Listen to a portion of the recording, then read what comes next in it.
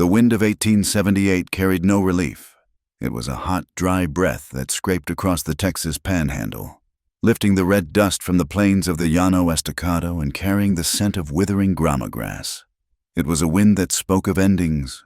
The great herds of buffalo were ghosts now, their wallows empty, their bones bleaching under a sun that gave no quarter. In their place, talk of the future rattled through the small, dusty settlement of Red Bluff like a loose shutter on an abandoned house. The railroad was coming, a line of iron in progress, slated to cut straight through the heart of the Palo Duro Canyon. Mara Collins felt that wind on her face as she cinched the last knot on a bandage. The boy, little Mateo Ortega, had taken a tumble from a cottonwood and his arm was scraped raw. He winced, his dark eyes wide with unshed tears, but he did not cry out. "There now," Mara said, her voice low and steady. "You were brave. Mateo, just keep it clean. You hear, have your mother wash it with boiled water tonight." She gave his shoulder a gentle squeeze and he scampered off, clutching his bandaged arm like a prize. Mara watched him go, a familiar ache settling in her chest. So many children, Anglo, Tejano, a few with the high cheekbones and quiet watchfulness of the Numunu. The people, they were the reason she stayed.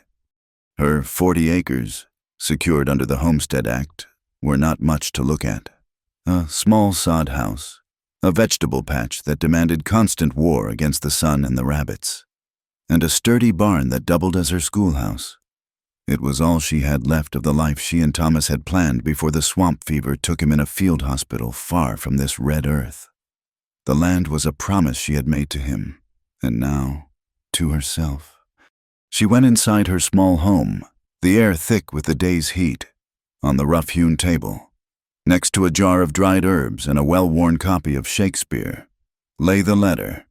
It had arrived 2 days ago, tucked under a rock by her door. No name, no postmark. The letters were blocky, crudely formed in pencil. "Sell the land before fall." Just that, a command, not a request, a threat coiled in 5 simple words. She had told no one, not even Luz Ortega, whose cantina was the town's hub of news and gossip.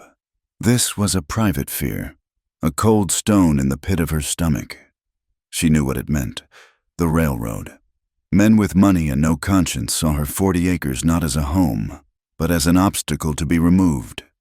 As the sun bled orange and purple across the vast horizon, she lit a lantern and walked to the barn. Inside, the scent of hay and chalk dust mingled. She arranged the benches, wiped the slate clean, and waited. Soon, they would trickle in, their faces scrubbed, their minds hungry for the magic of letters and numbers. This was her true work. This was her defiance against the harshness of the land and the greed of men. This was her fortress. Miles away, hidden in a fold of the canyon's rim, Tahan watched the last light catch on something that did not belong. A fresh pine stake, driven into the earth of a low mound. Another one stood 20 paces from it, and another beyond that. A straight, unyielding line aimed directly at the heart of the sacred ground, the burial places of his ancestors. Beside him, Tolka made a low sound in his throat, a growl of contained fury. "They mark our grandmother's graves as if they are staking a claim for a new fence." Tolka was Tahan's cousin, his shadow, and his fire. Where Tahan was patient water, Tolka was a spark waiting for dry tinder. We should have taken their marking tools, and their horses, and their scalps. Tahan laid a hand on Tolka's arm, and the blue soldiers would come. Not just a patrol, an army. They want a reason. Tolka, do not give it to them. Tahan's face, etched by sun and thought, remained calm. He had seen too much blood. He had learned the white man's tongue not to please them, but to understand them, to meet their words with words of his own before they could turn to rifles. He had guided their surveyors in the past, hoping that showing them the sacred places would make them choose a different path. He had believed in the possibility of reason, but this new man, Blackthorn, He did not listen. His eyes were like chips of cold iron, seeing only lines on a map and the gold that would follow the laying of track. "They are thieves," Tolka spat, the word heavy with contempt. "Yes," Tahan agreed, his voice quiet but firm. "They are. But a thief who is caught with his hand in your pouch can be brought before a judge. A dead thief only brings more dead." He had a plan, one that felt thin as a spider's thread against the weight of the coming railroad. He would seek out the old judge, Ezekiel Ward, a man who seemed to value law more than profit. He would request a council, a meeting of elders and the town's law. It was a chance, a small one, to make them see the truth before the killing started again. They watched until darkness swallowed the canyon, the offensive pine stakes like fresh wounds on the skin of the land. Sleep did not come easily to Mara that night. The words from the letter echoed in her mind. She thought of Thomas, of the futility of his death in a war that was supposed to settle everything but had only seemed to breed new kinds of conflict. She drifted into a restless doze, the sound of the wind her only lullaby. It was a different sound that woke her, a crackle, sharp, hungry, and close, and a smell, acrid smoke, not the familiar scent of a hearth fire. She threw off the thin blanket, her heart seizing in her chest. A hellish orange light flickered against her window. The barn, panic, cold and sharp, drove her out the door. The sight stole her breath. Flames were not just licking at the barn, they were consuming it.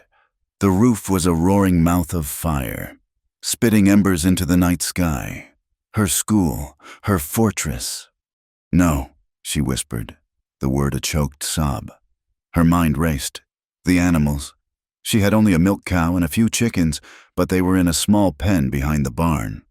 And the water. The well. She grabbed the 2 buckets by her door and ran, her bare feet stinging on the hard-baked earth. The heat was a physical blow, pushing her back. She worked the pump handle, her arms screaming with the effort, and filled 1 bucket, then the other. She staggered toward the inferno, the water sloshing over the rims. It was a fool's errand. The splash she threw against the burning wall evaporated in a hiss of steam, a pathetic gesture against the raging fire. Tears of rage and helplessness streamed down her face, mingling with the sweat. She would not let them win. She would not. She ran back to the well, her lungs burning, the smoke clawing at her throat. She filled the buckets again, her movements clumsy, her vision blurring. She stumbled on the return trip, spilling half the precious water. A wave of dizziness washed over her.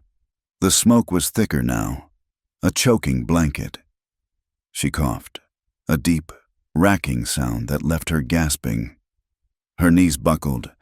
This is it, she thought, a strange calm settling over the panic. She was going to die here, in the dirt, watching her life turn to ash. Then, a shape emerged from the darkness. It was not a neighbor from the town. It was too fast, too silent, a man. He moved with a liquid grace that seemed impossible.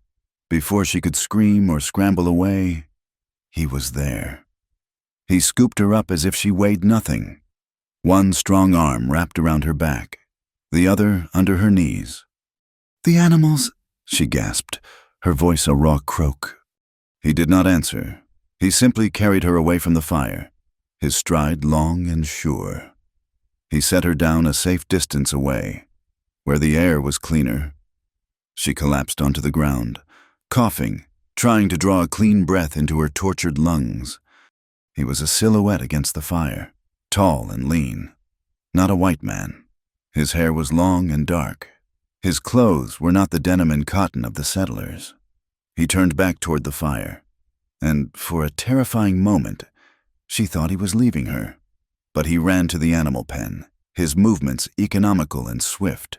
He unlatched the gate, slapping the cow's flank to send her lumbering into the safety of the open prairie. The chickens scattered with frantic squawks. He returned to her side, his presence a silent, solid thing in the chaotic night. The fire illuminated his face then, and she saw him clearly for the first time. He was Comanche. His features were strong, his eyes dark and intense, fixed on her. There was no pity in his gaze, but something else, a shared understanding of loss. Perhaps. He knelt, and she saw the concern in his expression. "Are you burned?" His voice was low, the English words carefully formed. She shook her head, still unable to speak properly. She pointed a trembling finger toward the fire. They did this."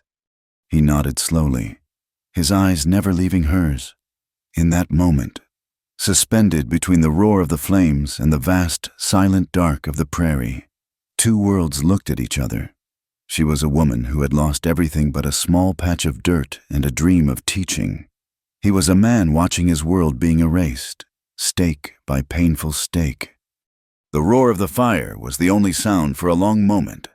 Then, from the direction of Red Bluff, came the sound of shouting and galloping horses. "Help! Too late!" The man rose to his feet. He gave her one last, long look, a look that she would replay in her mind 1,000 times. Then, as silently as he had appeared, he melted back into the shadows and was gone. By the time Sergeant Abel Reeves and a half-dozen soldiers from the fort arrived, along with a few men from town, the barn was a collapsing skeleton of charred beams. Mara was wrapped in a blanket Luce had brought, shivering despite the heat. "It was the Comanche," one of the soldiers said, his voice full of certainty as he kicked at a piece of smoldering wood. "Sending a message. The railroad has them stirred up." Sergeant Reeves, a man whose face seemed permanently caught between duty and weariness, knelt beside Mara. "Did you see who did it, ma'am?" Mara hesitated. She thought of the man who had saved her, of his quiet strength. Then she thought of the purpose of this fire. It was not a random raid. It was the letter, given a voice of flame. "I saw nothing." She lied, her voice hoarse. "I woke up and it was already burning." But as the sun rose the next morning, casting a sickly gray light on the smoking ruins, she walked through the ashes of her schoolhouse. The smell of wet, burned wood was the smell of defeat. And there, in the soft gray ash near where he had stood, was a set of footprints. They were not the sharp-heeled prints of a cavalryman's boot or a cowboy's. They were the soft, distinct outline of moccasins, the prints of a rescuer. But something else lay nearby, something that made her breath catch, a small glint of brass. She knelt and picked it up. It was a spent cartridge casing, stamped with the mark of a Spencer carbine, the kind of rifle the soldiers at the fort carried, not the kind of weapon a Comanche warrior would likely use or discard so carelessly. She closed her fist around the warm brass. The soldiers called the fire a message from the Comanche, but Mara knew better. This was a message from the man who wanted her land, written in an alphabet of fire and deceit. And the man who had pulled her from the smoke was not the author of that message. He was something else entirely. She looked out toward the hazy silhouette of the canyon. A peaceful meeting. That's what he would want. She thought of Judge Ward, of the spent shell in her hand, and the footprints in the ash. A quiet, cold determination began to replace her grief. They had burned down her school. They would not get her land. The brass casing of the Spencer shell was a cold, hard fact in Mara Cullen's pocket. She felt its weight as she sifted through the blackened debris of her life's work. There was little to save. A few singed books, a slate board cracked by the heat, the warped metal frame of a school bell. Each object was a fresh wound. The people of Red Bluff had been kind, offering condolences and food and a place to stay. But their eyes were filled with a mixture of pity and fear. They believed the official story taking root in the dusty streets, the one Sergeant Reeves's men had planted. The Comanche were restless. The railroad was progress, and the natives were fighting it with fire. Luce Ortega came that afternoon, her hands carrying a basket of fresh tortillas and dried beans, her face a mask of weary sympathy. She helped Mara pile salvageable lumber away from the ruin. Luce spoke softly, her voice carrying over the whisper of the wind through the charred timbers. "Mara, you cannot stay out here alone. It is not safe." Mara straightened, wiping a smudge of soot from her cheek with the back of her hand. Where would I go? Luz, this is my home. This 40 acres is all I have. Luz's dark eyes searched her friend's face. The town is afraid. They say the Comanche will not stop at a barn next time. Mara's hand went to the casing in her pocket. Her fingers closed around it. She looked at the smoldering footprint of her school. They are afraid of the wrong people. A week later, he arrived. Silas Blackthorne came to Red Bluff not like a man, but like an event. He rode in a polished black buggy pulled by 2 magnificent gray horses, a stark contrast to the dust-caked ponies and weathered wagons of the locals. He was dressed in a fine Eastern suit, his boots polished to a mirror's shine, his face clean-shaven and radiating a confidence that was almost an assault. He was flanked by a group of men who called themselves surveyors, but their eyes were hard and their hands rested too comfortably on the pistols at their hips. Blackthorne gathered the townsfolk in front of the general store. He spoke of a future bright with promise and prosperity. He unrolled maps and pointed to the bold line of the coming railroad. "This iron road is the artery of a new Texas," he proclaimed, his voice smooth and persuasive. "It will bring goods. It will bring jobs. It will bring security and civilization to this frontier. It will connect Red Bluff to the great cities of the East. Your land values will triple. Your children will have opportunities you could only dream of." The crowd listened, their faces a mixture of hope and skepticism. The promise of money was a powerful balm for their fears. Blackthorne presented the town with a new mayor, a man named Henderson who had arrived a month prior and owned the saloon, a man known for his easy credit and unwavering support for the railroad. That evening, as Mara fed her chickens near the ruins of the barn, the polished buggy rolled up her lane. Silas Blackthorne stepped out, moving with an unhurried grace that she found unsettling. "Mistress Collins," he said, removing his hat. His smile did not reach his cold, calculating eyes. "I was deeply saddened to hear of your misfortune. A terrible business. This is precisely the kind of lawlessness our railroad will help to tame." Mara stood her ground, her hands clenched at her sides. "What do you want, Mr. Blackthorne?" He gestured toward the sweeping vista of the plains, the canyon a purple gash in the distance. "I want what is best for this territory. Your property, as it happens, lies on the most direct and efficient route for our survey line. I am prepared to offer you a generous price for your 40 acres. More than fair. Enough to set you up comfortably in a real town, away from all this hardship." He named a figure that made her breath catch. It was more money than she had ever imagined seeing. Enough to leave this hard land and its painful memories behind. But then she saw the image of her students, of Mateo's trusting face, of the ashes of her school. She felt the weight of the promise she had made to her late husband. "The land is not for sale," she said, her voice quiet but unyielding. Blackthorne's smile tightened at the edges. "A woman alone has much to fear out here. Fires, Indians, accidents. It would be a tragedy if you were to suffer another loss." He was not asking. He was telling her. The threat was as plain as the pistol one of his men wore on his hip. She simply looked at him. "The land is not for sale." He held her gaze for a long moment, his eyes like ice. Then he put his hat back on, gave a curt nod, and returned to his buggy. As it rolled away, leaving a cloud of red dust in its wake, Mara felt a chill that had nothing to do with the evening air. 2 days later, she found the sign. Placed carefully on a fence post was a single hawk feather, its tip dipped in a pigment made from red clay. It was deliberate, a message meant only for her. She knew, with a certainty that settled deep in her bones, who had left it. She scanned the horizon, the vast, empty plains. She felt as though she were being watched. Taking a deep breath, she walked, leaving the relative safety of her homestead and heading toward the broken country near the canyon's edge. He was waiting for her in a small, hidden arroyo. Tahan. He stood not in shadow, but in the open, his presence a part of the landscape itself. He gave a slight nod as she approached, his expression unreadable. "You knew it was not my people who burned your barn. he stated. It was not a question. She pulled the Spencer casing from her pocket and held it out on her palm. "I found this in the ash." His eyes flickered to the brass shell, then back to her face. His respect for her deepened. He turned and began to walk. "You should see something. Come." She hesitated for only a second before following. He led her not on a trail, but through the land itself, his moccasins making no sound on the rocky ground.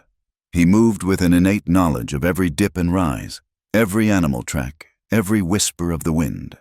They walked for nearly an hour in silence, a silence that was not empty but full of a growing, unspoken understanding. He stopped at a place where a sheer rock face rose from the canyon floor, its surface weathered and ancient, and covered in carvings, hundreds of them, spirals, suns, figures of men and animals, depictions of hunts and battles and births. It was a library etched in stone, a history of a people stretching back beyond memory. Mara stared, her hand rising to her mouth in awe. It was beautiful and sacred, a place of profound power. "These are the stories of the Numunu," Tahan said, his voice softer than she had ever heard it. "Here, we speak to our ancestors, and here, we bury our dead." He pointed to the series of low, grassy mounds that dotted the ground before the rock face, the mounds she had seen the surveyors marking with their cold, straight pine stakes. "If the railroad comes through here," he said, his voice flat and devoid of emotion, "yet carrying the weight of 1,000 sorrows, the graves of my people will be split in two. The iron snake will cut through their bones." Mara finally understood. This was not about land or money or progress.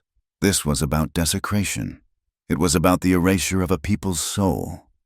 She looked from the sacred carvings to Tahan's face and saw the deep, controlled pain in his eyes, the pain of a man fighting not for a territory, but for the heart of his entire world. The world intruded again the very next day. Sergeant Abel Reeves rode up to her sod house, his expression grim.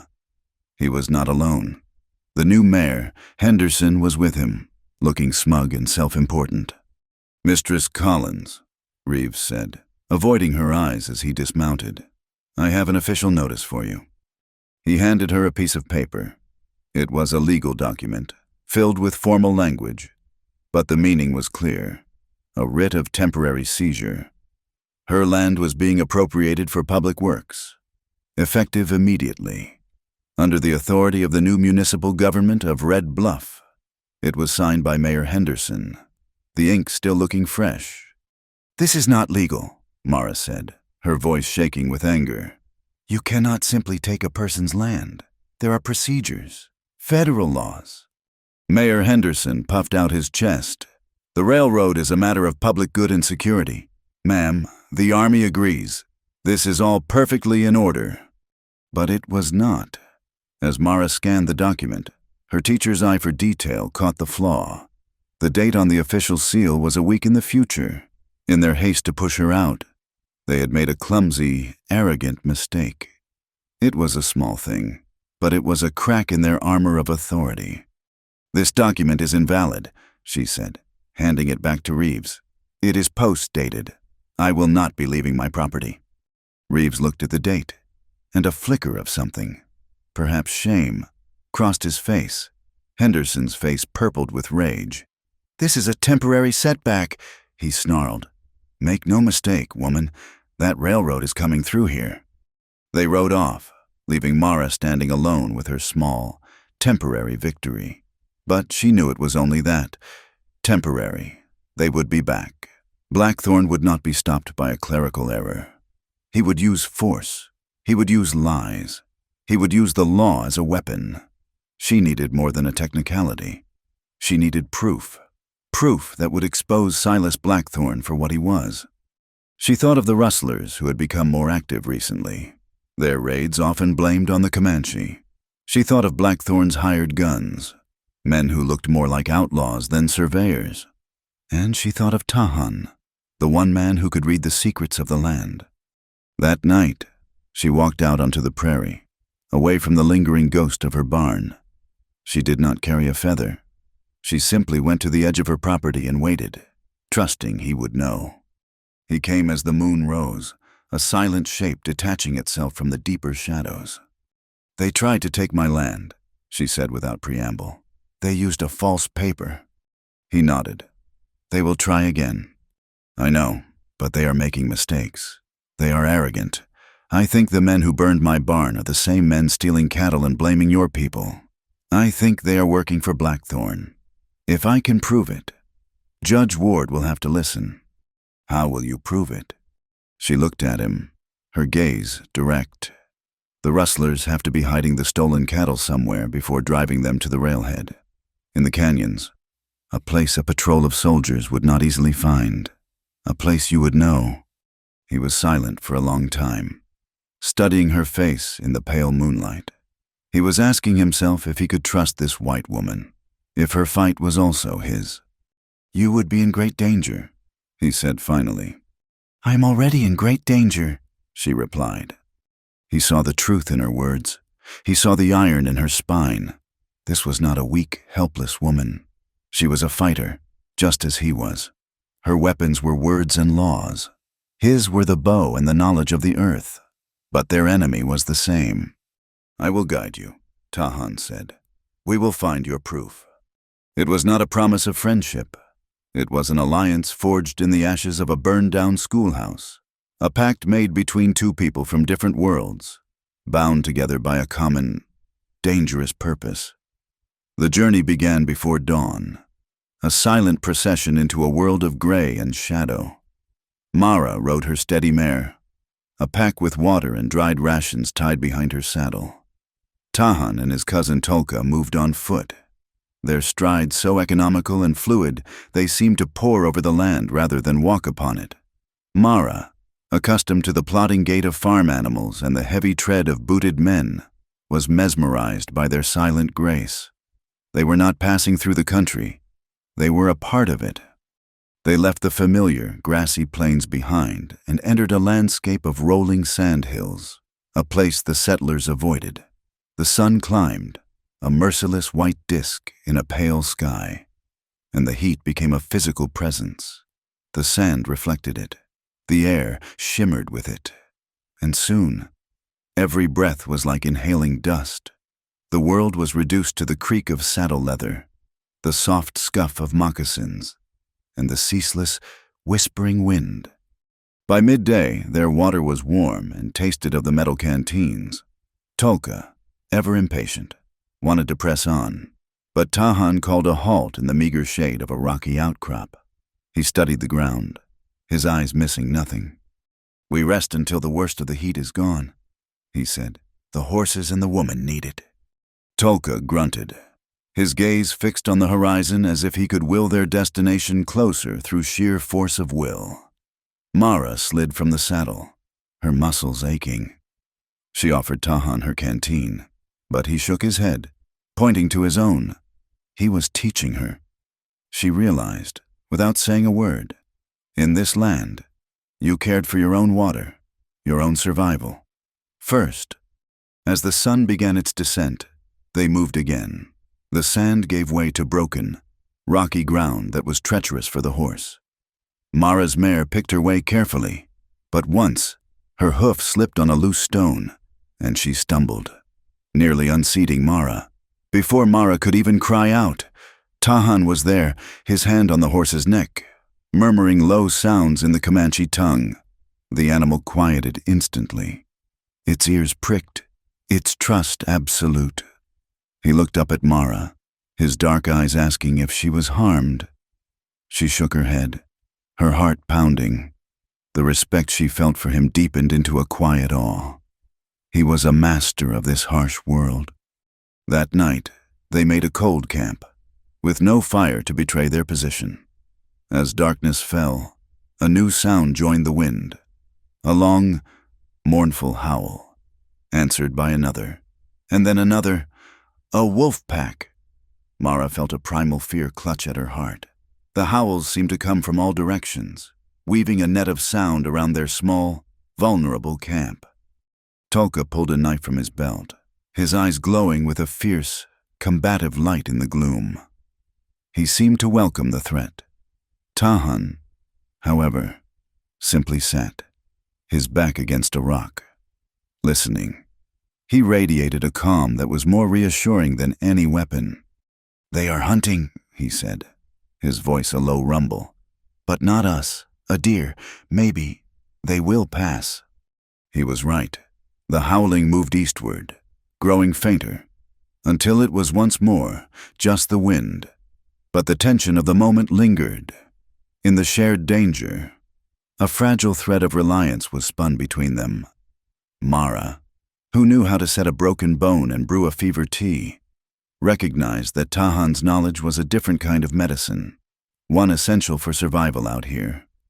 They found Billy Crow the next afternoon, not far from a shallow, muddy creek. They found his camp first, a slovenly affair with a nearly dead fire and the overpowering stench of cheap whiskey. Billy himself was slumped against a cottonwood tree, his eyes half closed, humming a tuneless, mournful song. He was a ruin of a man. His clothes were stiff with grime, his beard was matted with food, and his face was a roadmap of burst veins and deep, sorrowful lines. This was what became of the great buffalo hunters. Now that the herds were gone, they were kings without kingdoms, haunted by the ghosts of the millions of beasts they had slaughtered. Tahan approached him slowly. Billy Crow. Billy's eyes struggled to focus. "Do I know you? You look familiar. One of the ones who was always talking, not fighting. Tahan, that's it. Man of the sunrise. What do you want? Come to laugh at the great Billy Crow?"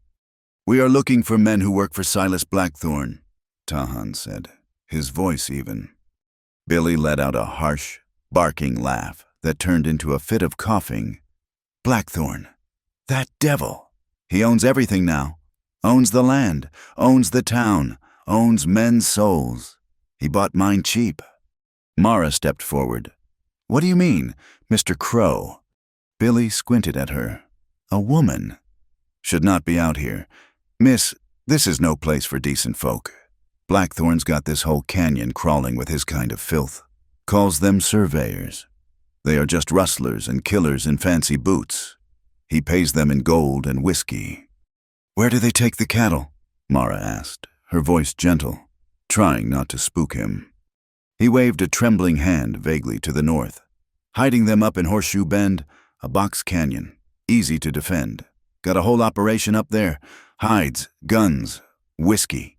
Stolen beef on the hoof. Waiting for the railroad to get close so they can sell it all.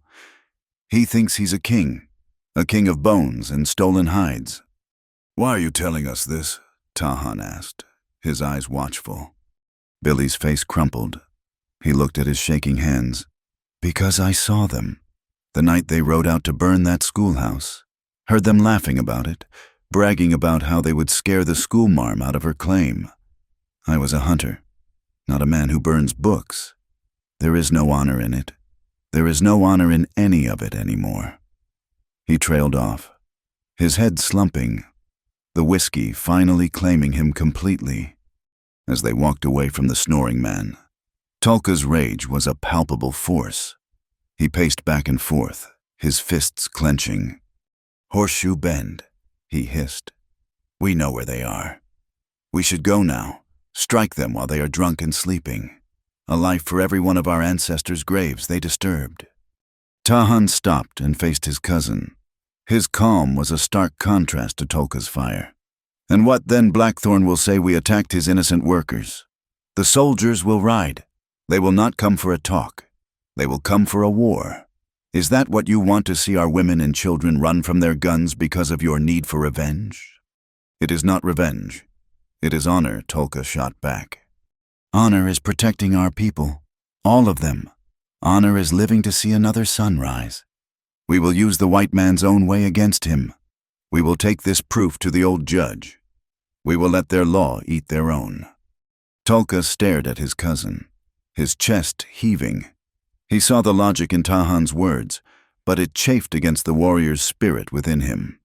He finally gave a short, angry nod and stalked off, the argument over but the anger still simmering. That night, they allowed a small, smokeless fire, hidden deep in a rocky crevice. The warmth was a comfort against the chill of the high plains night.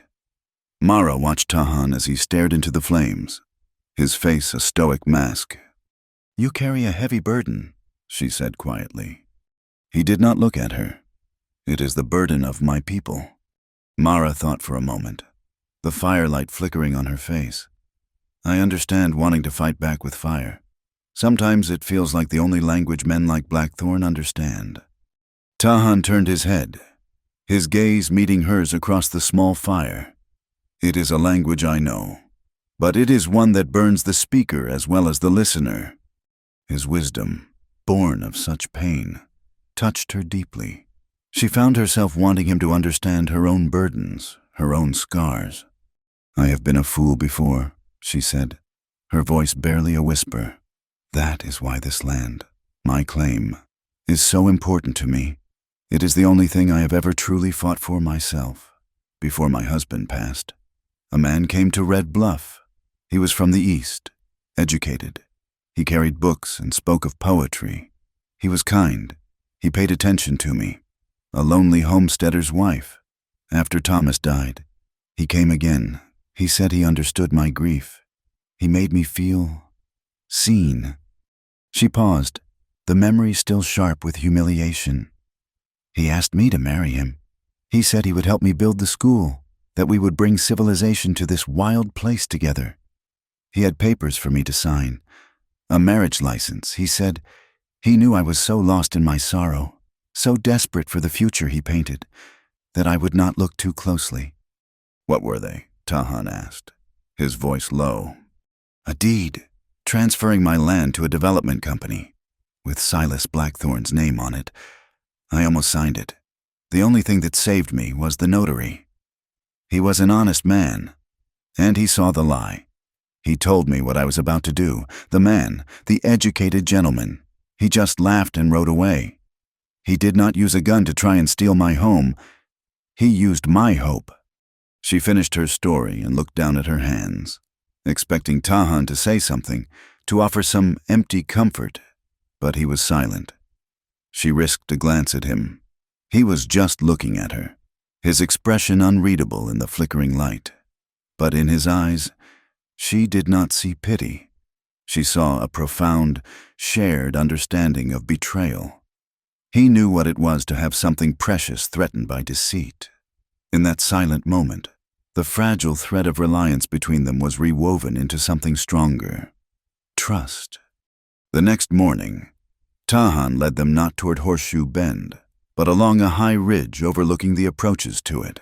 After an hour of careful searching, he stopped. "Look," he said, pointing down at a flat-faced boulder near the trail below. Mara saw it, a crude symbol painted in red ochre, a circle with a jagged line through it. "It is a marker," Tahan explained, "to show the way, for those who do not know the land." They followed the ridge, and soon they found another, a different symbol painted on a dead tree, a triangle with 2 dots. Mara, the teacher, instinctively understood. It was a code, a map for criminals. She took out the small slate and piece of chalk she always carried. She began to sketch the symbols, making notes about their placement, the direction they pointed. Tahan watched her, a flicker of appreciation in his eyes. Her world of letters and symbols had found its purpose here, in his world of tracks and signs. When she had copied down 5 different markers, she looked up at him, her face grim with determination. "We have it," she said. "It is a start. It is real proof." Tahan nodded, his eyes on the distant shape of Horseshoe Bend, hidden in the folds of the canyon. "Now," he said, his voice hard as the rock beneath their feet, "we take this to your judge." The grain warehouse was not a hall of justice. It was a cavern of dust and shadows, smelling of milled corn and the dry sweat of anxious men. Sunlight slanted through the high, dirty windows, illuminating swirling motes of dust like a silent, ghostly congregation.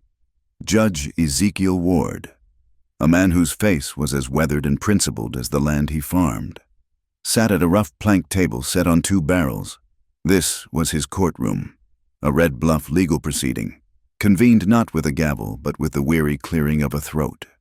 On one side of the central aisle sat Silas Blackthorne, flanked by his new mayor and two of his hard-eyed surveyors. Blackthorne looked entirely at ease, a man of wealth and power tolerating a rustic delay in his grand design. On the other side sat Mara, with Luz Ortega beside her for support. She felt 100 pairs of eyes on her, the collective gaze of Red Bluff, a community balanced on a knife edge between hope for Blackthorne's railroad and fear of the violence it seemed to be stirring up. Near the great open doors, standing just inside the shadows, were Tahan and Tolka. They did not sit. Their presence was a silent, powerful statement, and it made the soldiers from the fort, standing guard under Sergeant Abel Reeves's command, shift their weight and glance nervously in their direction. Reeves himself stood near the judge's table, his face a neutral mask that did not quite hide the conflict in his eyes. He was a man caught between the official orders coming down from the fort's commander, who was openly supportive of Blackthorne, and the unsettling facts that kept cropping up in the dust. Blackthorne's man, a lawyer with a slick city suit, spoke first. He painted a picture of progress and civilization being held hostage by savage threats. He called a witness, a surveyor named Calloway, whose arm was in a sling.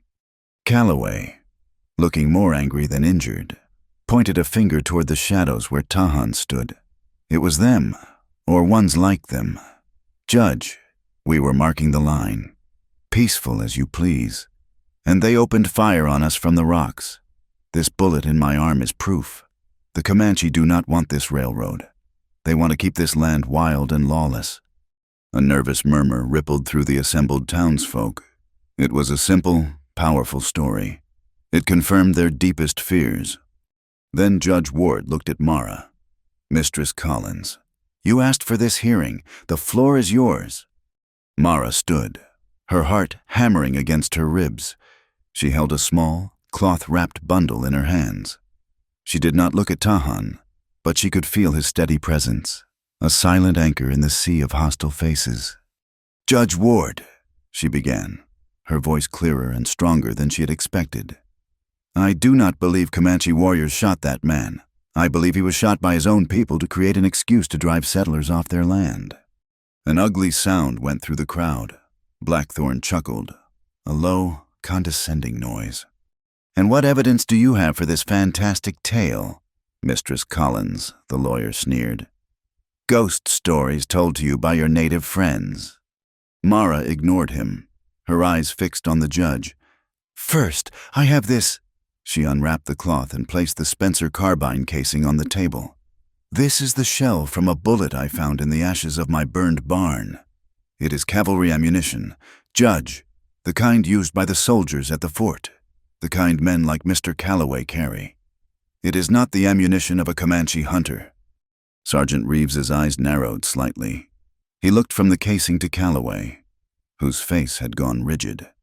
Second, Mara continued, pulling her slate from a canvas bag, I have this Billy Crow, a man who has lived his whole life in these parts, told us that Mr. Blackthorne's men are using a canyon called Horseshoe Bend to hide stolen cattle.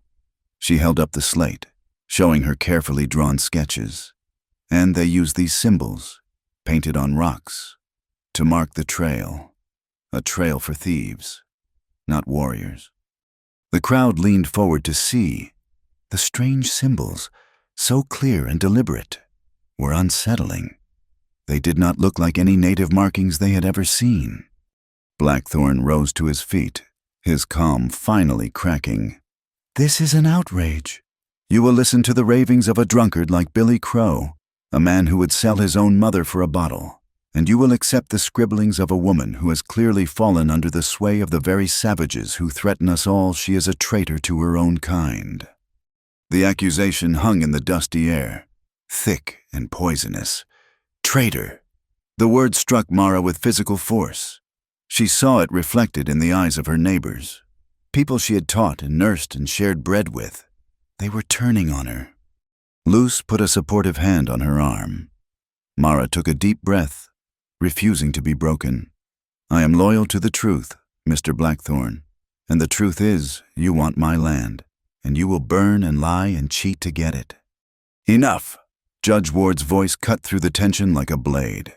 He picked up the Spencer casing, rolling it between his thumb and forefinger. He studied the drawings on the slate. "Mr. Blackthorne," he said, "your witness claims he was attacked. Mistress Collins presents evidence that suggests a different story. The law," he continued, looking out at the anxious faces, "requires more than just stories. It requires proof." He set the casing down.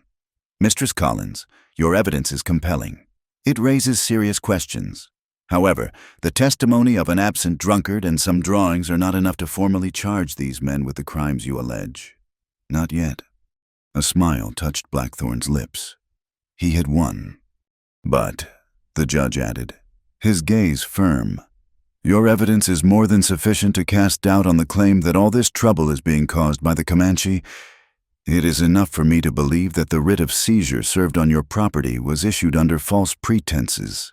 Therefore, I am suspending that writ. You will remain on your land.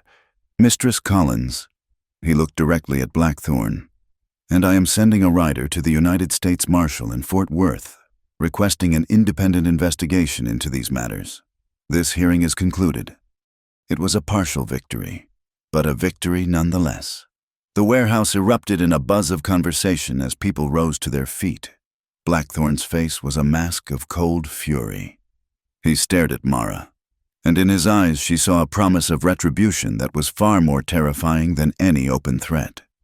As Mara and Luce pushed their way through the crowd, the chill of her new reality settled upon her. Men who had tipped their hats to her last week now turned their backs. Women pulled their children closer, whispering to each other. The words floated back to her. Spending too much time with them. Forgetting her own people. Indian lover. Each phrase was a stone thrown.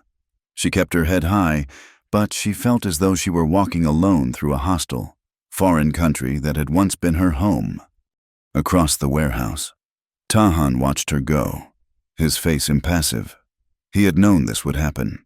He had seen this poison work before. Tolka vibrated with a desire to act, to challenge the men who whispered the insults. But Tahan's steady hand on his arm kept him in check. This was not a battle to be won with fists. Sergeant Reeves was overseeing his soldiers, preparing to leave. He felt a presence beside him and turned to find Tahan standing there. The sergeant's hand instinctively went to the butt of his revolver. Tahan raised an open palm. "A sign of peace. I do not want to fight you, Sergeant." "What do you want?" Reeves asked, his voice tight. "You heard the judge. The truth is not a simple story. Your men are nervous. They are listening to Blackthorne. They believe every shadow is a warrior with a rifle." "My men follow orders," Reeves said stiffly. "Orders can be wrong. You have eyes. Use them. My people will not attack you, but we will not allow our sacred places to be destroyed. We will not be driven from our homes." "What are you asking of me?" Tahan's gaze was direct, and it seemed to pierce right through the sergeant's uniform.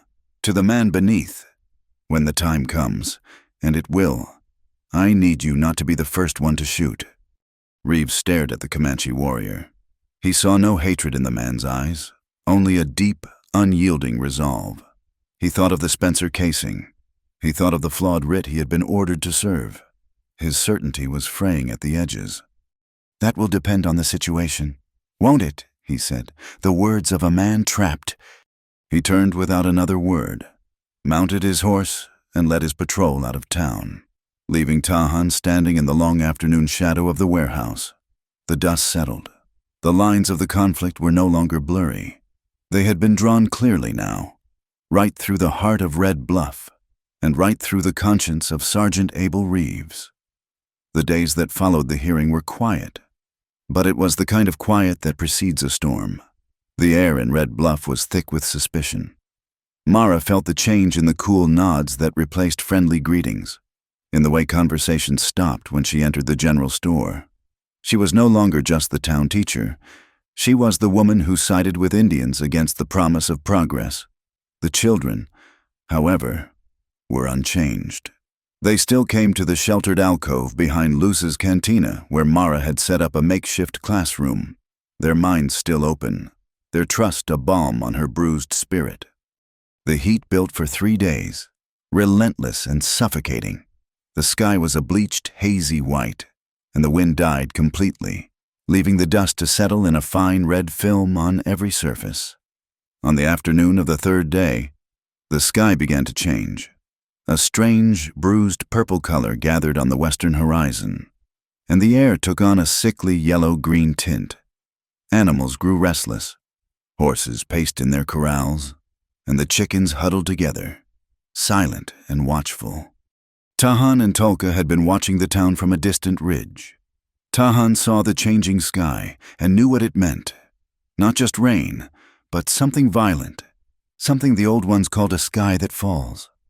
It came with a sound like a distant freight train, a low roar that grew until the very ground seemed to vibrate. Then the first stones of ice fell.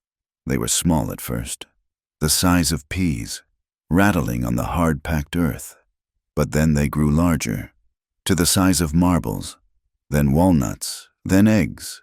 They fell not like rain but like ammunition, hammering the roofs of the town, shredding leaves from the cottonwood trees, and driving every living thing to desperate cover. Mara was in the Tejano part of town, a collection of small adobe houses near a wide, dry arroyo. She had been delivering a poultice to an elderly woman and was caught out when the storm broke. She huddled with the family, listening to the terrifying bombardment on their roof. Through the open door, she saw the world turn white, the ground covered in a layer of icy stones. The hail stopped as suddenly as it had begun, and a deafening silence fell. But it was a silence that held its breath. And then the rain came. Not a gentle rain, but a solid wall of water. A deluge that turned the dusty streets into rivers of red mud in seconds. The dry arroyo, a place where children had played an hour before, was a memory. In its place was a raging, brown torrent. A churning beast of floodwater carrying rocks and uprooted bushes in its maw.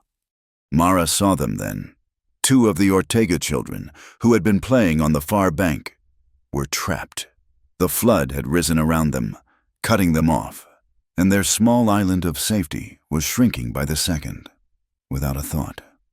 Mara ran out into the rain, shouting their names, trying to find a place to cross. She moved down the bank, her feet sinking in the slick mud, her eyes searching for any path. A section of the bank, undercut by the current, gave way beneath her. She cried out as she fell, and the icy, powerful water seized her. The current was a monster.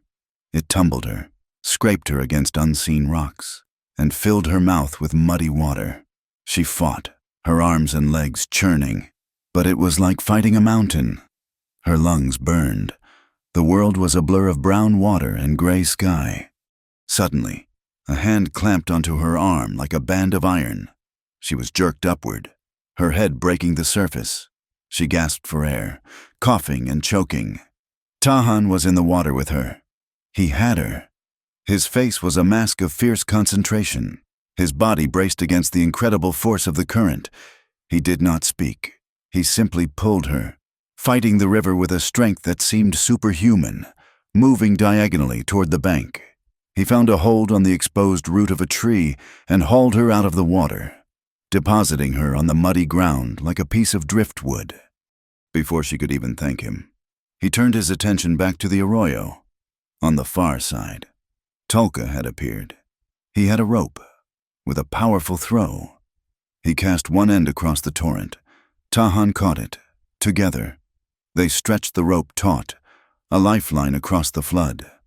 Tolka, fearless, waded into the churning water, holding the rope, and made his way to the terrified children. He carried one on his back and held the other by the hand, and with the rope as his anchor, he brought them safely across. The entire event had lasted only minutes. As the rain began to slacken, the townsfolk emerged from their homes. They saw the scene with wide, shocked eyes. They saw the 2 Comanche men, soaked and breathing hard. They saw the crying Tejano children being reunited with their frantic mother. They saw Mara. shivering and covered in mud, safe on the bank. For that one moment, in the aftermath of nature's fury. There were no divisions. There were no Anglos, no Tejanos, no Comanche. There were only people, human beings who had survived a common, terrifying enemy. The peace did not last. The next morning, as the town began to clean up the mess, Luz Ortega came to Mara, her face pale with distress. "My cattle," she said, her voice tight. "They are gone. 20 head. The fence was cut, and they were driven off in the storm." The news spread through the town like a fresh sickness. The fragile unity of the storm was shattered. The old fears returned, stronger than before. It had to be the Comanche. They whispered, taking advantage of the chaos. Sergeant Reeves came with 2 troopers to investigate. Mara went with him, and Tahan met them at Luz's broken fence. The ground was a mess of mud and washed-out tracks. But Tahan knelt, his eyes scanning the earth with an intensity that missed nothing. "Here," he said, pointing. "They were shod horses, not Comanche ponies." Reeves dismounted and knelt beside him. He saw the clear imprint of an iron horseshoe in a patch of drying mud. "Maybe," he said, his voice cautious. "Or maybe they are riding stolen horses." Tahan shook his head. "No, look closer." He traced the outline of the print with his finger. "The shoe is on backward." Mara and Reeves stared. Tahan was right. The gentle curve of the shoe was at the back of the hoof print, and the open ends were at the front. "It is an old trick," Tahan explained. "They turn the shoes around to make a shod hoof look like the round, unshod print of an Indian pony. But the weight is wrong. A horse shod this way would walk awkwardly. And a man who knows horses can see the lie." Sergeant Reeves stood up slowly, a thoughtful, troubled look on his face. He walked the line of tracks, his eyes narrowed. He saw what Tahan meant. The stride was unnatural. He had seen thousands of hoof prints in his years on the plains. These were wrong. This was a deliberate, calculated deception.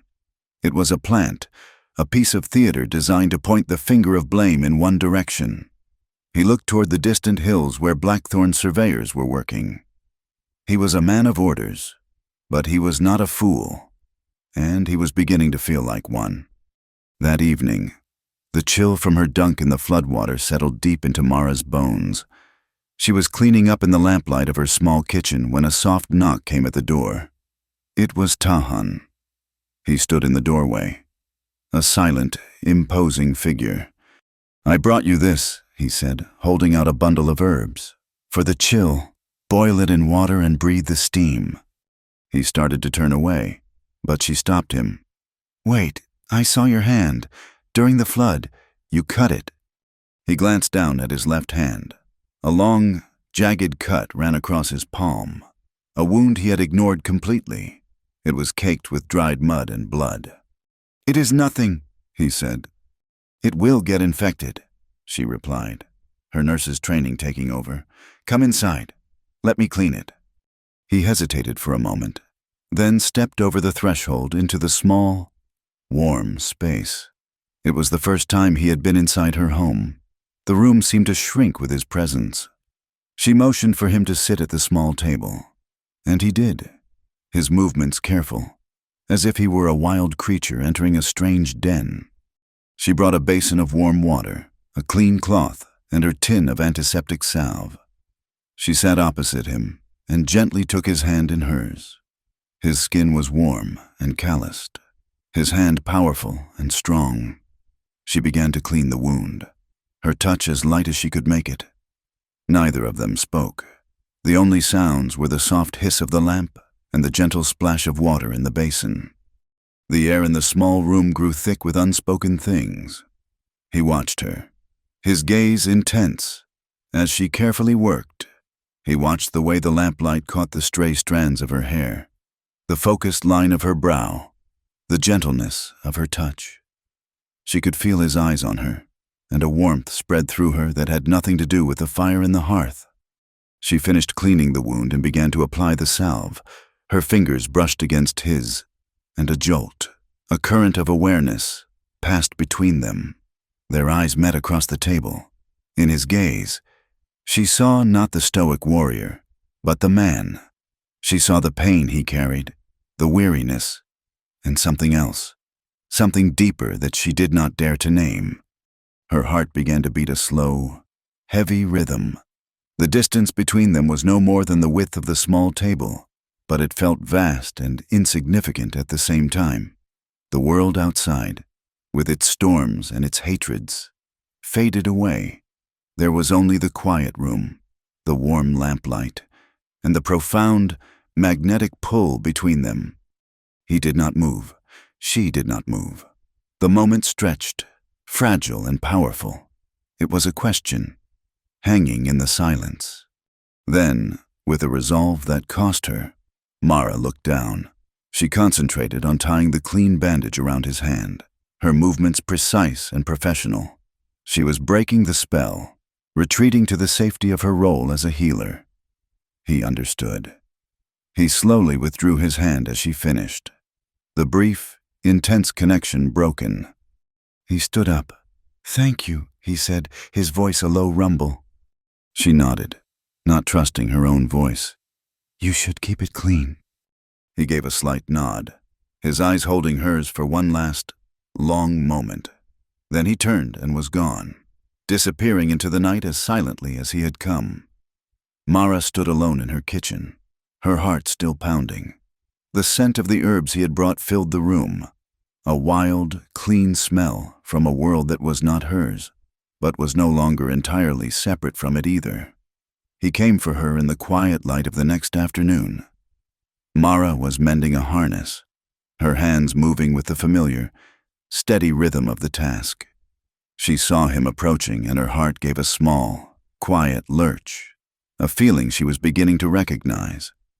He did not speak a greeting, but his eyes told her this was not a social call.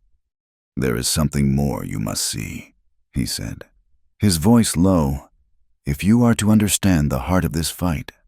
She put down her work without question, saddled her mare, and followed him.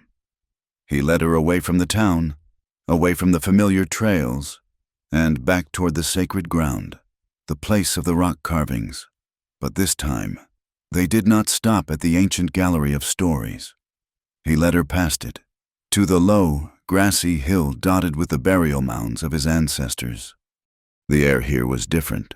It was still and heavy with reverence, a thin place between the world of the living and the realm of the dead. The wind whispered through the tall grass, a sound like 1,000 quiet prayers. Mara dismounted, her throat tight with a sense of trespassing on holy ground. Tahan stopped before one of the mounds, but it was not a mound anymore. It was a wound. A raw, angry gash had been torn into its side, the earth ripped open by shovels. Piles of dirt were strewn about, and in the disturbed soil were the clear, deep imprints of hobnailed boots. It was a violation not just of the ground, but of memory itself. "This is where my mother was buried," Tahan said. His voice was flat, stripped of all emotion, which made the pain behind the words 1,000 times sharper. "And my little sister." Mara felt the air leave her lungs.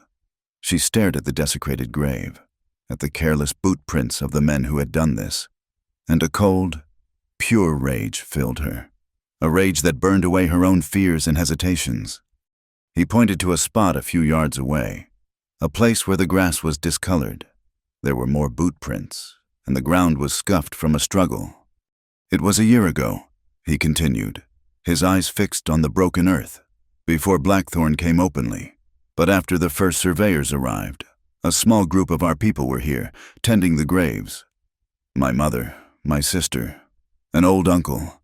A message came to our main camp that warriors had attacked a freight wagon, that they were riding wild, burning and killing. My father and the other men rode out to stop them, to prove it was not us, but it was a lie, a ghost story." He finally turned to look at Mara, and in his eyes she saw the depth of a sorrow so profound it had been forged into a diamond-hard resolve. "The men who did this, who shot them down here, where they stood, they were not soldiers. They were white men, dressed as us, wearing paint and feathers, so that when the soldiers did arrive, They would find our dead and say it was Comanche fighting Comanche. They would say we were savages who killed our own women. They wanted our people to be blamed for our own murders. The pieces clicked into place for Mara, forming a picture of monstrous, calculated evil. The fire in her barn, the backward horseshoes on the rustler's horses. It was Blackthorn's signature. He did not just use violence, he used deception to make his victims the authors of their own destruction. He turned neighbor against neighbor, and soldier against native, all to clear a path for his iron road. She thought of the man who had wooed her with poetry and false promises. He had not used a gun, but he had violated her all the same. He had dug into her hope and trust and left a gaping wound.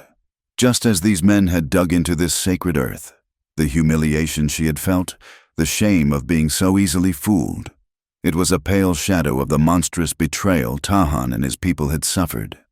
But it came from the same dark heart, the belief that some people's lives, some people's homes, some people's memories simply did not matter.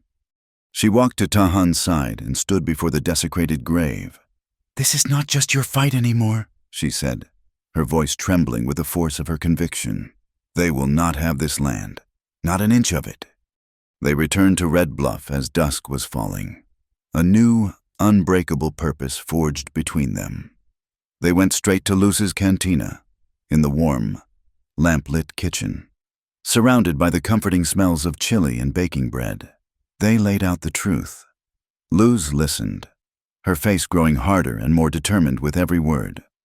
The foreman at the hide camp, the one Billy Crow spoke of. "His name is Harker," Tahan said. "He is a man with a loud mouth and a great thirst. He was one of them.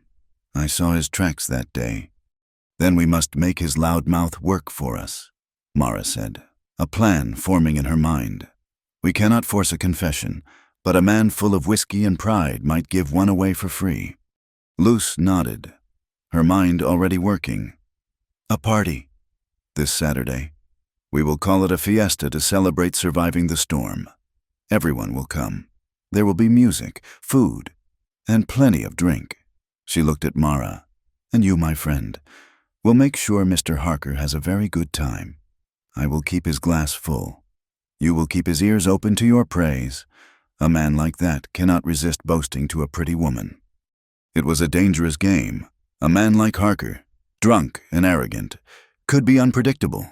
But it was their only chance to get a witness to the truth, to get a name they could take back to Judge Ward. The first blow in their quiet war was struck 2 days before the planned fiesta. Sergeant Abel Reeves was walking down the main street of Red Bluff when he heard a commotion coming from the saloon. Billy Crow, drunker than usual and filled with a righteous, sloppy fury, stumbled out onto the boardwalk. He was shouting, his words slurred but clear enough. "Blackthorn's a snake," he bellowed to the street at large. "A poison snake. And you are all fools for letting him charm you. He pays killers to do his dirty work. I know, I have seen them." Before anyone could react, 2 men in gray work shirts stepped out of the saloon. They were not smiling. They were part of Blackthorn's survey crew, men who spent more time drinking and gambling than they did looking through a transit. "You talk too much, old man," one of them said, his voice flat and cold. They grabbed Billy, one on each arm, and dragged him off the boardwalk into the alley between the saloon and the blacksmith's shop. Reeves saw it happen. He saw them throw the old buffalo hunter against the wall. He heard the sickening thud of a fist hitting flesh. He started toward the alley. It was not army business. His orders were to keep the peace, to prevent conflict between the settlers and the natives. This was just a drunken brawl. But then he heard Billy cry out in pain, a sound that was not a drunk's bluster, but the sound of a man being genuinely hurt. Reeves quickened his pace. He reached the mouth of the alley and saw one of the men holding Billy pinned against the wall, while the other methodically, brutally, punched him in the stomach. There was no fight. It was a beating, an execution of a different kind. "That is enough," Reeves said. His voice was not loud, but it cut through the alley's sordid atmosphere with the clean, sharp edge of command. The 2 men turned. They were not intimidated. They recognized the uniform. but they saw only one man. "This is not army business," Sergeant, the one with the bruised knuckles, said, a smirk on his face. "Just teaching a drunk a lesson about keeping his mouth shut." Reeves stepped into the alley, placing himself between them and the slumped form of Billy Crow. "Assaulting a citizen in the street is my business," he said, his hand resting on the butt of his holstered pistol. "Now, I suggest you go back to your boss and tell him his dogs have been called off." The men exchanged a look. They were weighing their chances, their arrogance warring with the cold authority in the sergeant's eyes. Finally, the smirking man shrugged. "Have it your way, soldier." They turned and walked away, disappearing back into the saloon. Reeves knelt beside Billy, who was slumped on the ground, groaning. He helped the old man sit up. Billy's lip was split, and a dark bruise was already forming on his cheek. "Thank you, Sergeant," Billy rasped, spitting a wad of blood into the dust. "I guess I owe you one." Reeves looked down the alley, at the sunlit street beyond. He had spent weeks walking a fine line, trying to balance his duty to his orders with the nagging voice of his own conscience. But watching the casual, vicious brutality of Blackthorn's men, he knew that the line was gone. They had erased it with their fists. He had made a choice. He had stepped across. The day before the planned fiesta broke hot and still, the air holding the promise of more heat to come. The tension in Red Bluff was a living thing, a coiled snake basking in the oppressive sunlight. Mara spent the morning preparing, not for a party, but for a confrontation, her mind rehearsing the role she would have to play with the foreman, Harker. In the afternoon, she was returning from delivering a basket of eggs to a family on the outskirts of town when she saw the wagon. It was stranded a quarter-mile off the main track, a tired horse standing with its head low, a wheel canted at an unnatural, broken angle. A man, his face red with frustration and heat, was struggling with it, while a woman sat on the wagon seat, holding a small child and trying to keep two other young ones from wandering too far. They were new to this country. Their clothes were too heavy, their faces not yet etched with the harsh lines of the Panhandle sun. They were German immigrants, their speech thick with an accent of the old world. Mara rode over immediately. The man, whose name was Schmidt, explained in broken English that the wheel had hit a hidden rock and shattered a spoke. They were on their way to a small claim miles to the north and had no idea how to fix it. His wife looked at Mara with eyes full of weary despair. Tahan appeared as if from the earth itself. One moment Mara was alone with the stranded family. The next, he was there. A silent presence that was both startling and profoundly reassuring.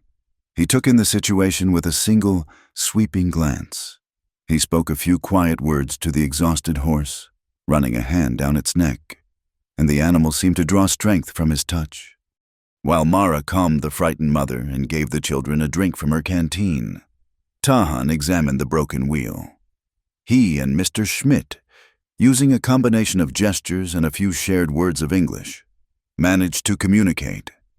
Tahan produced a length of rawhide from a pouch at his belt. With the husband's help, he braced the broken spoke, lashing it to its neighbors with the wet rawhide. He knew that as it dried in the brutal sun, it would shrink and tighten, creating a temporary splint strong enough to get them to the blacksmith in Red Bluff. It was slow, hard work under the punishing sun. As they finished, a wind began to stir. Not a cooling breeze, but a dry, cold current of air that seemed to come from a crack in the northern sky. It carried a chill that was unnatural for the season. By the time the German family was on its way, their wagon limping slowly toward the town, their face full of gratitude. The sun was low, and the strange, cold wind was blowing in earnest. The chill followed Mara home. It seeped into her bones, a deep, internal cold that the warmth of her small sod house could not touch. She was exhausted from the physical labor and the emotional strain of the past weeks. She shivered, pulling her shawl tighter, and attributed it to the strange wind. But as night fell, the shivering grew worse, and a dry, racking cough began to tear at her throat. By the time she collapsed into her bed, a fever was beginning its fiery ascent. She woke sometime in the deep of the night, lost in a haze of fever dreams. The room was cold, the fire in the hearth little more than glowing embers. She was shaking uncontrollably, her teeth chattering. She tried to rise to add wood to the fire, but a wave of dizziness sent her falling back against the thin mattress. A feeling of profound weakness washed over her, a helplessness that was more terrifying than the fire that had taken her barn. And then he was there. She did not hear him enter. The door simply opened, and his silhouette filled the frame, blocking out the cold starlight. It was Tahan. He must have seen that her lamp was not lit, must have known something was wrong. He crossed the room in 2 silent strides and knelt by her bed. He laid the back of his hand against her forehead, and his touch was cool and steady against her burning skin. He did not speak. He moved with a quiet, focused urgency. He rebuilt the fire, coaxing the embers back to life, adding logs until a steady, powerful heat began to push back the chill in the room. He found her extra blankets and piled them on top of her. Then he took a small stone bowl and a grinder from his pouch and went back out into the night. Mara drifted in and out of consciousness. Her world was a feverish landscape of fragmented images, the roar of the floodwater, the cold eyes of Silas Blackthorn, the face of the man who had lied to her with poetry on his lips. But through it all, there was a constant, reassuring presence, the steady, rhythmic sound of a stone grinding against stone, the clean, wild scent of herbs, the solid shadow of Tahan, sitting by the fire, his attention fixed completely on his task. He was a guardian, a silent wall between her and the encroaching darkness. Sometime before dawn, he came to her side with a cup. The steam rising from it carried the sharp, clean scent of sage and willow bark. He slipped an arm beneath her shoulders and lifted her head gently. "Drink," he said, his voice a low command. The tea was bitter, but it was warm, and she felt its heat spread through her chest. After she had finished, she lay back, her body still trembling, but the violent shivers had begun to subside. She fell into a deep, dreamless sleep, the first true rest she had known in weeks. When she woke again, the gray light of morning was filtering through the window. The fever had broken. Her skin was damp with sweat, and she felt weak, as if all her bones had been turned to water. But her mind was clear. The fire was burning brightly, and the room was warm and safe. Tahan was sitting in the chair by the hearth, watching her. He had not slept. His face was etched with weariness, but his eyes were clear and alert. He had stayed all night, tending the fire, grinding herbs, and watching over her. He had nursed her through the worst of the fever with a tenderness and devotion that left her breathless. He had seen her at her weakest, her most vulnerable, stripped of all her defenses, and he had not fled. He had remained. A tear traced a path through the grime on her cheek. She thought of her late husband, Thomas, a good but simple man. She thought of the educated man from the East, who had seen her vulnerability as a weapon to be used against her. She had built so many walls around her heart, thick walls of self-reliance and distrust. And this man, this warrior from a different world, had walked through them as if they were mist. He saw the tear and rose. Coming to stand by the bed, he looked down at her, his expression unreadable, but she felt no fear, only a profound sense of recognition. "I have never done this," she whispered, her voice a raw, fragile thing. The words were about more than the moment. They were about her entire life since the betrayal. "I have never let someone see me like this. I have never trusted someone this completely. I have never allowed myself to feel this terrifying, wondrous, and unconditional reliance on another human being. I have never opened my door, my heart, to a man. Not truly, not since my world was broken." Tahan understood all the things she was not saying. He knelt beside the bed, so that his face was level with hers. The weariness in his eyes was replaced by a look of such profound tenderness that it made her heart ache. He reached out and gently brushed the tear from her cheek with his thumb. "Then let me be your first and forever," he whispered, his voice a solemn vow in the quiet morning light. It was not a claim of possession. It was a promise. Let me be the first man you choose, not out of loneliness or grief, but with your whole, healed heart. And let that choice be the only one you ever need to make. She looked into his eyes and saw her own reflection there. She saw a future she had never dared to imagine. A home built not just of sod and timber, but of mutual respect and unwavering commitment. She lifted a trembling hand and laid it against his cheek. He leaned into her touch, his eyes closing for a moment. And in that simple gesture, a universe of unspoken feelings was exchanged. The small, firelit room became a sanctuary, the entire world shrinking to the space between them. The threats of Blackthorn, the coming confrontation, the judgment of the town. All of it faded into insignificance. There was only the truth, stripped bare by fever and devotion. They had not chosen this path, but it had chosen them. They were two survivors from two different worlds, who had found in each other a reason to not just survive, but to fight for a life together. He leaned forward, his movements slow and deliberate, giving her every chance to turn away, but she did not.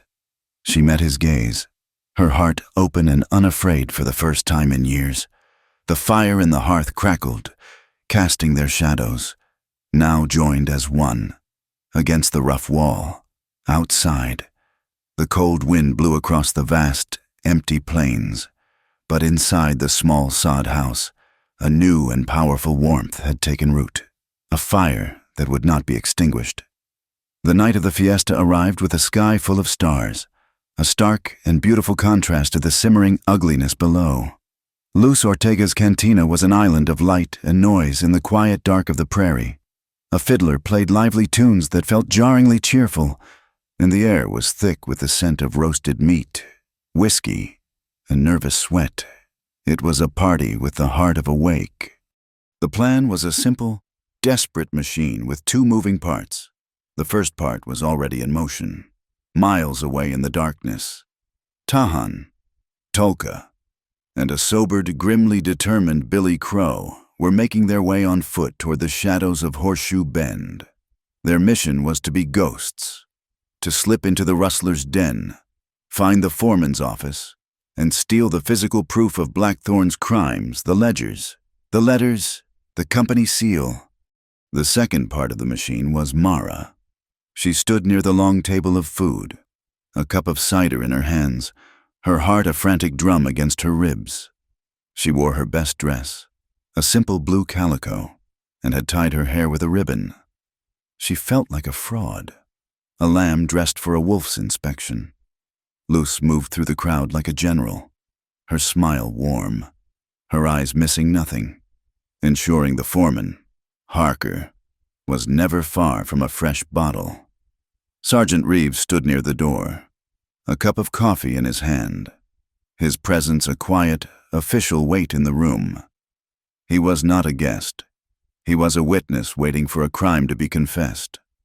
Harker, a big man with a florid face and a booming laugh, was already well into his cups. He saw Mara and swaggered over, his eyes appraising her in a way that made her skin crawl.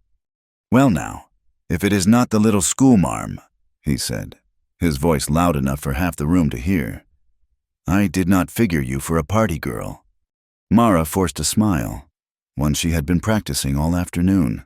"A town needs to celebrate when it can, Mr. Harker, especially after all the trouble we have seen." "Trouble is my business," he boasted, draining his glass and signaling to Luz for another. "A man like Mr. Blackthorn needs men who can handle trouble. He is taming this country. You know, making it safe for folks like you." He was so full of pride and whiskey. It was almost pitiable. Mara just had to give him the stage. "Oh, I am sure it is very dangerous work," she said, her voice full of feigned admiration. "We all feel so much safer knowing you and your men are out there." Meanwhile, in the cold silence of the canyon, Tahan, Tolka, and Billy reached the ridge overlooking the rustlers' camp. A few fires burned below, and the lowing of hundreds of stolen cattle was a mournful chorus in the dark.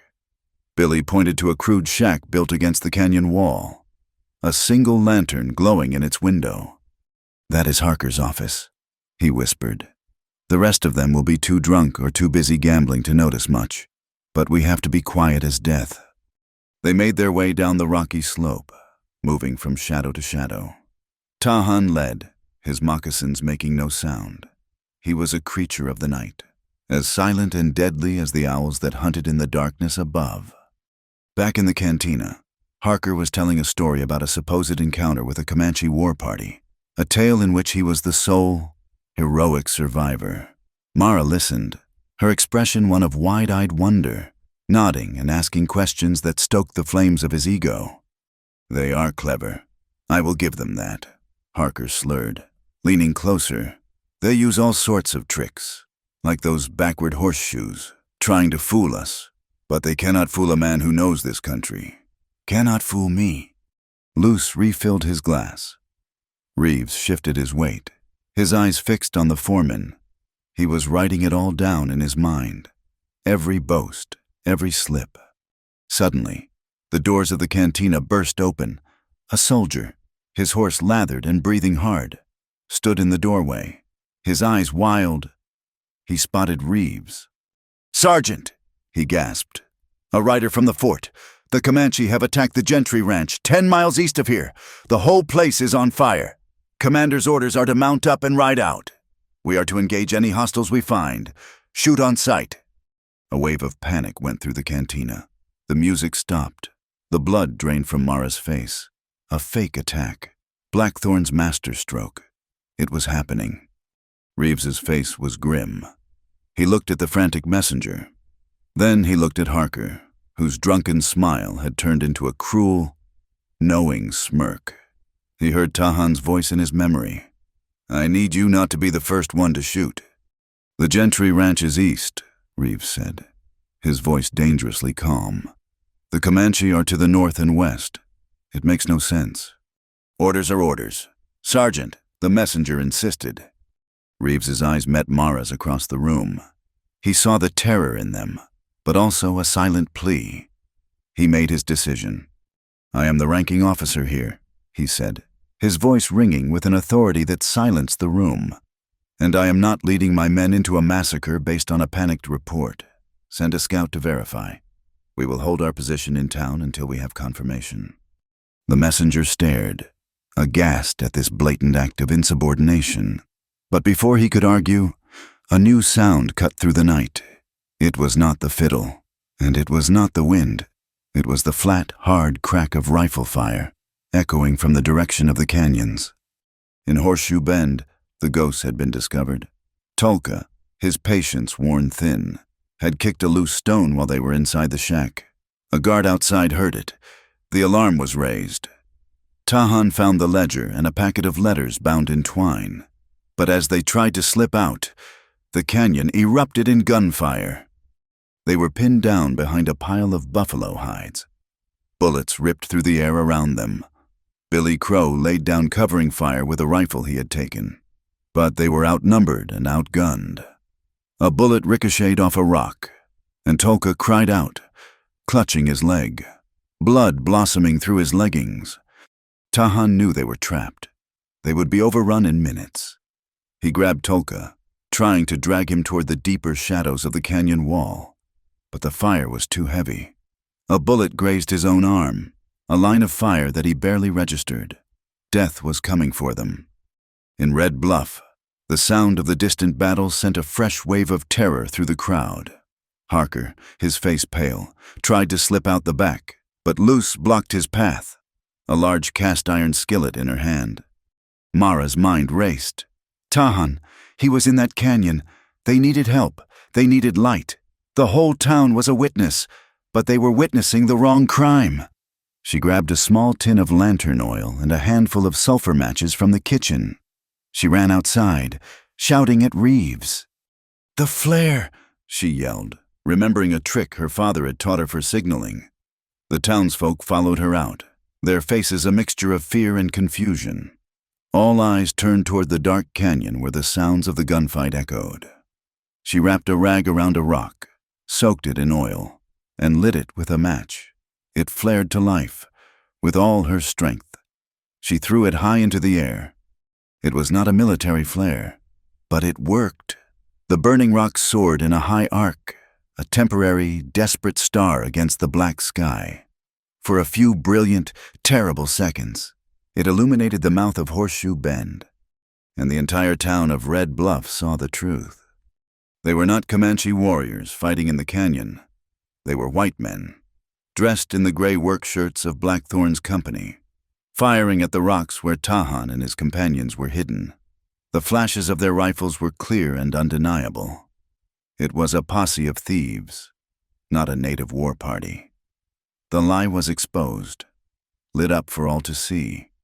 The sight broke the spell of fear and prejudice. It was real. Mara was right. Reeves did not hesitate. He drew his revolver. "These men are under arrest," he shouted to his troopers, pointing at Harker and the other surveyors in the cantina. The battle in the canyon was turning.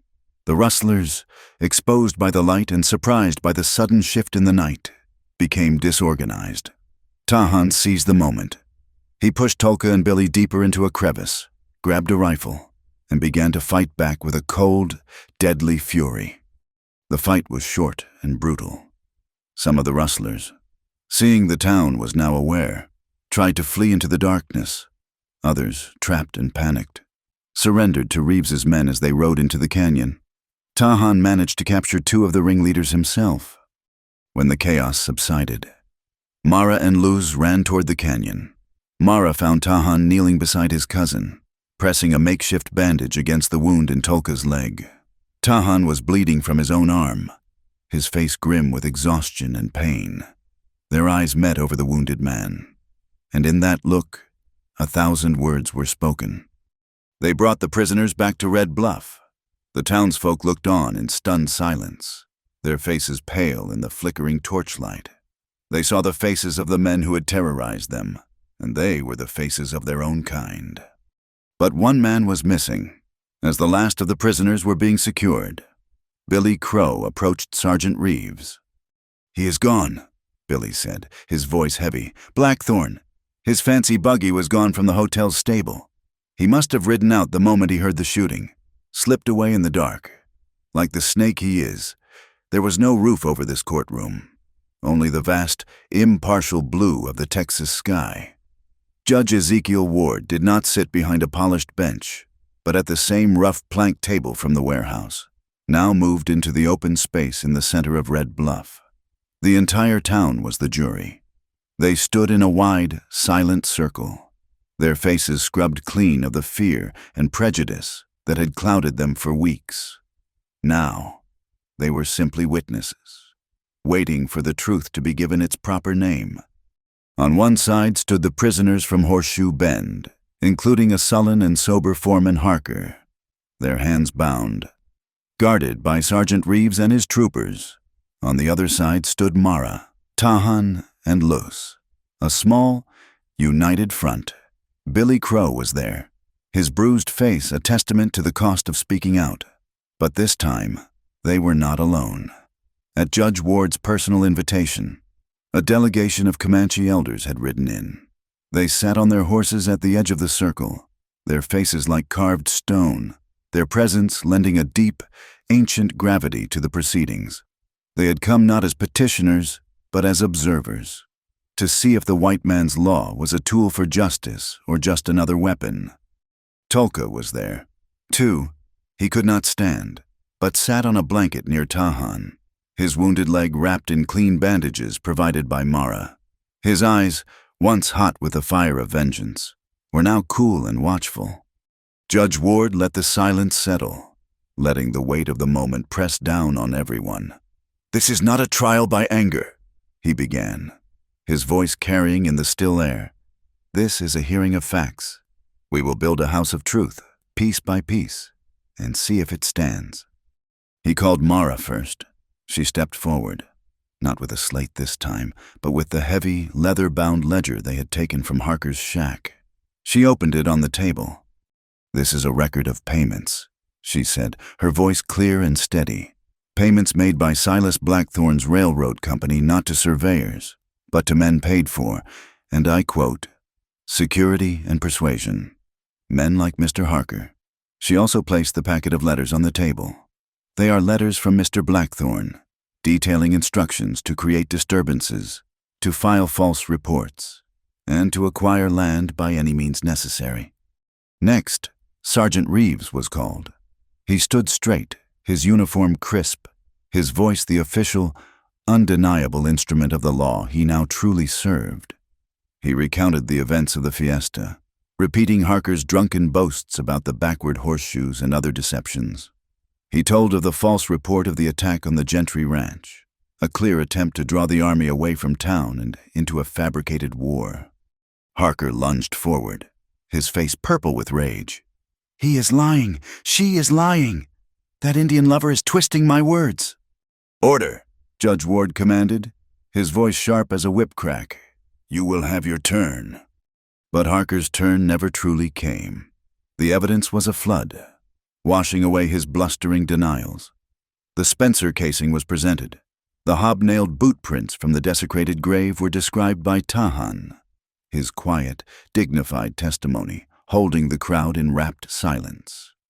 Billy Crow testified to the beating he had received for speaking out.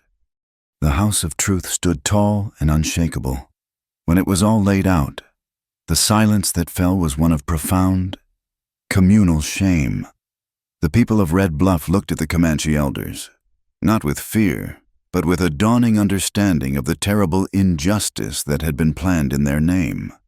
Judge Ward delivered his judgment, based on the overwhelming evidence.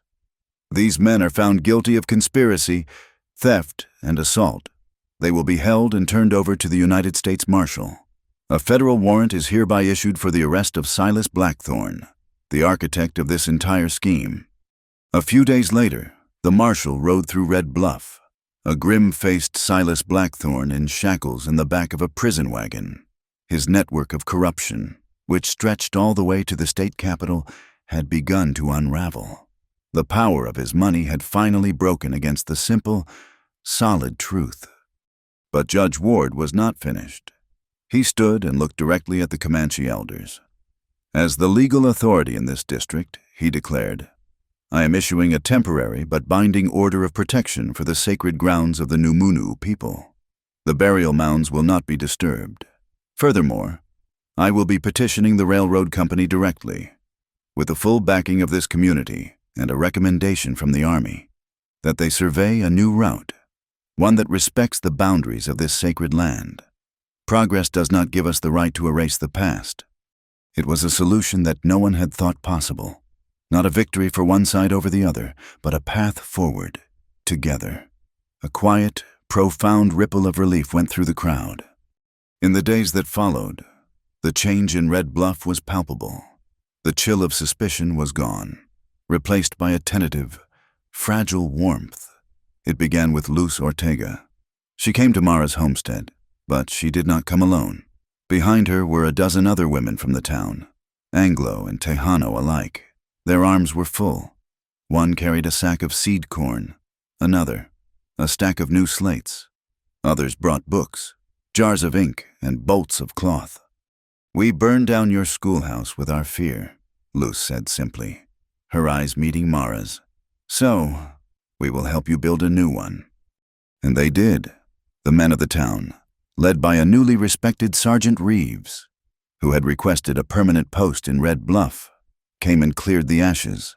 They laid a new foundation, stronger than the first. And when the walls were up, Mara painted a new sign. It read, in 2 languages, English and the flowing symbols of the Comanche tongue, "Red Bluff School. All are welcome."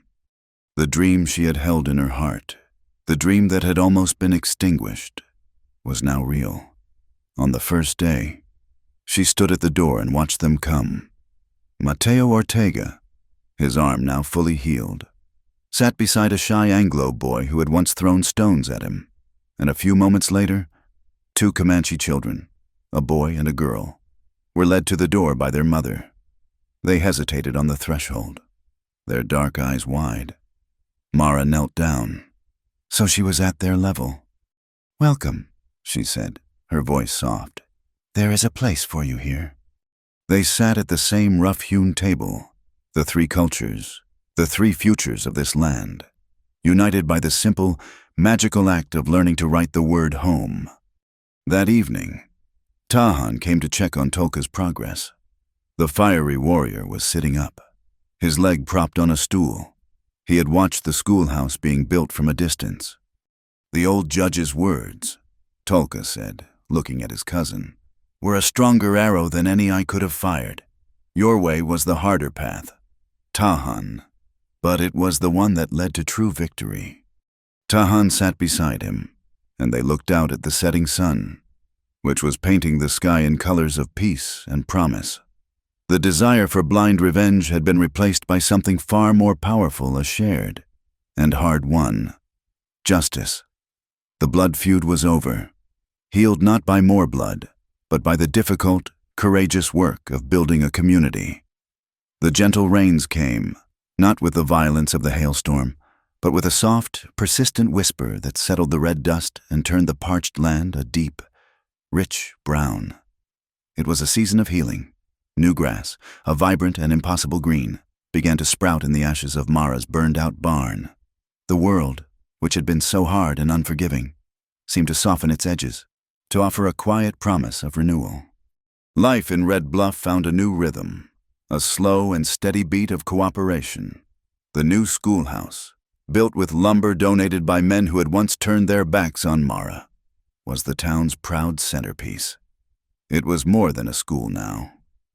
In the afternoons, after the children's lessons were done, Mara tended to the small ailments of the community, lancing boils, setting splints, and dispensing herbal remedies she was now learning from the Comanche women. A new, carefully painted sign hung by the door. On the top line, in neat English script, it read, "School and Clinic." Below that, Tahan had painted the Comanche words for the same, symbols that spoke of knowledge and healing. It was a signpost for a new kind of frontier. Sergeant Abel Reeves, his request for a transfer approved, was now Deputy Reeves. He no longer wore the cavalry blue, but the simple leather vest and tin star of a town lawman. He had found his place, not as a soldier following orders, but as a peacekeeper building a community. He was a frequent visitor at Luce's cantina, not for the whiskey, but for the strong coffee and quiet conversation. The town, once teetering on the brink of a bloody war, was now a place where a lawman could sit peacefully and watch the world go by.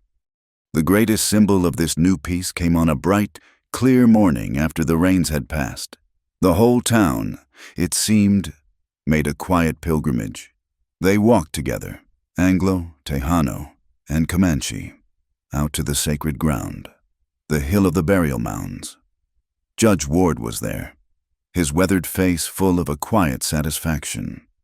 Deputy Reeves walked alongside Billy Crow, who was now sober more often than not. Luce and the other women carried saplings, their roots wrapped in damp cloth.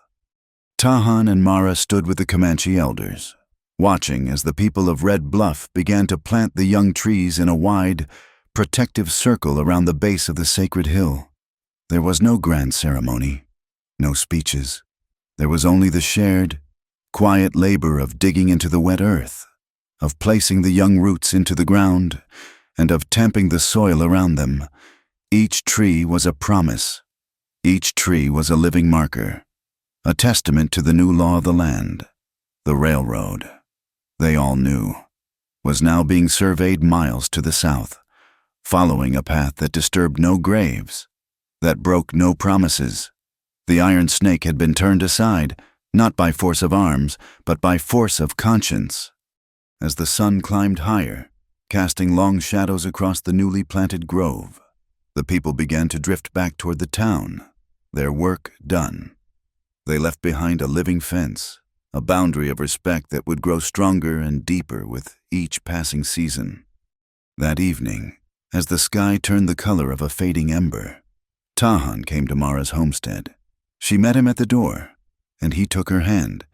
he did not lead her toward the town or toward the canyons, but to the small plot of land behind her sod house, where her garden was beginning to flourish. The air was cool and smelled of damp earth and new leaves. He had not brought a priest or a judge. He had only a single soft strip of tanned deerskin. It was a simple ceremony. He had told her, a binding of two people who chose to walk the same path. There were no crowds, no witnesses, save for the rising moon and the vast, silent prairie. Luce had wanted to host a grand wedding, a true fiesta to celebrate. But Mara and Tahan had known that their union did not need the validation of a crowd. It had already been forged in fire and flood, in fear and fever, in every shared glance and quiet act of care. He took her left hand in his. She took his right hand in hers. They stood facing each other, their hands clasped between them. He began to wrap the deerskin cord around their joined hands, his movements slow and deliberate. "I chose this path," he said, his voice a low, solemn murmur in the twilight. "It was a path of anger and sorrow. I walked it alone." She looked into his eyes and saw the memory of the pain he carried, the ghosts of his murdered family. "And I chose this path," she replied, her own voice thick with emotion. "It was a path of fear and loneliness. I, too, walked it alone." He finished wrapping the cord, binding their hands together in a soft, strong knot. The deerskin was warm against their skin. "Now," he said, "we walk a new path, and we do not walk it alone." He leaned forward and rested his forehead against hers. They stood like that for a long time, bound together, breathing the same cool night air. Love, Mara realized, was not a sudden, brilliant flash of lightning in the western sky. It was not the stuff of poems and grand pronouncements. It was the quiet, unbreakable strength of 100 small choices. The choice to rescue a stranger from a fire, the choice to trust an enemy, the choice to nurse a fever, to face down a mob, to plant a tree. It was a love built day by day, choice by choice, until it was as strong and as real as the land itself. Later that night, long after the moon was high, they stood together outside the new schoolhouse. A single lantern burned inside, casting a warm, golden glow through the windows. The sound of children's voices drifted out into the darkness. It was a late lesson for the older children who had to work the ranches during the day.